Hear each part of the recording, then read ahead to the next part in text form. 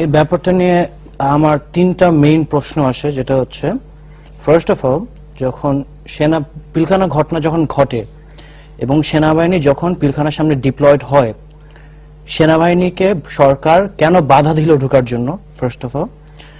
আমার দ্বিতীয় প্রশ্ন হচ্ছে, এটা একটা মিলিটারি সিচুয়েশন, এখানে সেনাবাহিনী ট্যাকল করবে, সেনাবাহিনী না পাঠায় তারা রাজনৈতিক নেতাদের কেন পাঠালো সিকিউরিটি ছাড়া? এটা আমার একটা প্রশ্ন। এবং সরকার এত কনফিডেন্স কিভাবে পায়? থার্ড অফ অল, হত্যা হওয়ার পরে সেনাবাহিনীকে 3 কিলোমিটার উইথড্র করলো কেন পিলখানার দূর থেকে, এবং জওয়ানদের পালাইতে দিল কেন? এটা আমার মেইন 3 কোয়েশ্চেনস। যেটা ওই দিন আসলে কি ঘটেছিল রাকিন, তুমি একটু আমাদেরকে, আমাদের এনটিভি দর্শকদের জন্য বলবা? আসলে যেটা আমি যখন দেখি টিভি স্ক্রিনে, তখন আমার সারা শরীরের প্রত্যেকটি কোষ কেমন যেন করছিল যে কি হচ্ছে বাংলাদেশে, কি বিদ্রোহ হচ্ছে বাংলাদেশে। তুমি তোমার বাবাকে হারালা, তোমার মাকে হারালা, এই তুমি কি দেখছো ওই দিন কি হয়েছিল আসলে? বেসিক্যালি 57টা অফিসার দাঁড়িয়ে দাঁড়িয়ে দেখেছে কারো বাবা, কারো ছেলে, কারো হাজবেন্ড।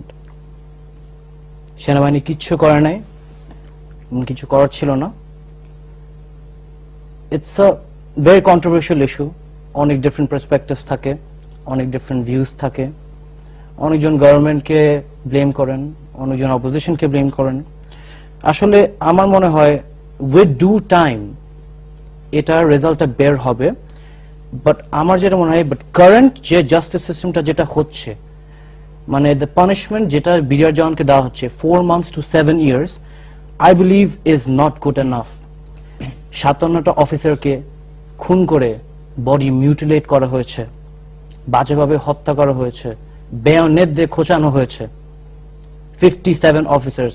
আমরা লিবারেশন ওয়ারে এত অফিসার জীবনে হারাইনি, কিন্তু দুইটা দিনে we lost 57 bright officers. Now there are a lot of questions. সেটার মধ্যে তোমার বাবাও ছিল অবশ্যই। জি, বাবা ছিলেন, ভদ্রমনের পরিচালক ছিলেন এখানে। বাট আমার একটা প্রশ্ন হচ্ছে, হত্যাকাণ্ডের 2-3 দিন আগে কর্নেল গুলজার সহ এবং কয়েকজন অফিসার মিলে বিডিআর এ, র‍্যাব থেকে বিডিআর এ কেন ট্রান্সফার হলেন? এটা আসলে that's also a big question. আমরা কোনো পলিটিক্যাল ফ্যামিলি না, আমরা বিএনপি না, আমরা আওয়ামী লীগ না। আমি আমার বাবা মার এবং 57টা অফিসারের হত্যার বিচার চাই।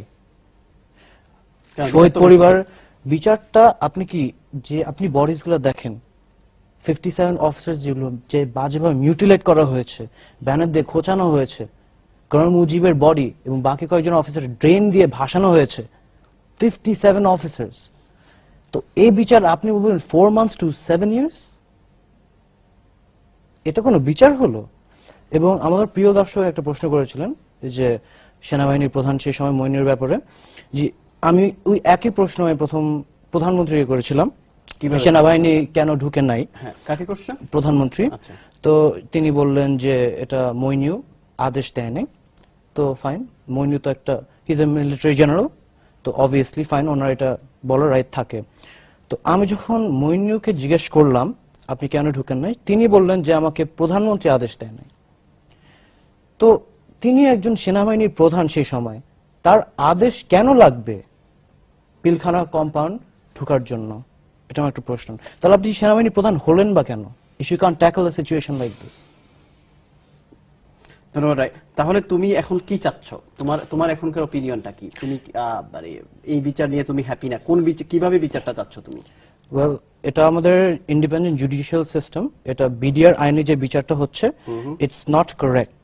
ওকে, এটা যদি আমরা সিভিল সাইড থেকে আমরা দেখি, ইট উইল, তখন মনে করেন মরালি যদি এই ব্যাপারটা আরো বেশি দেখি, আচ্ছা, তাহলে জনগণই এটা উত্তর দিতে পারবে কি বিচার হওয়া উচিত।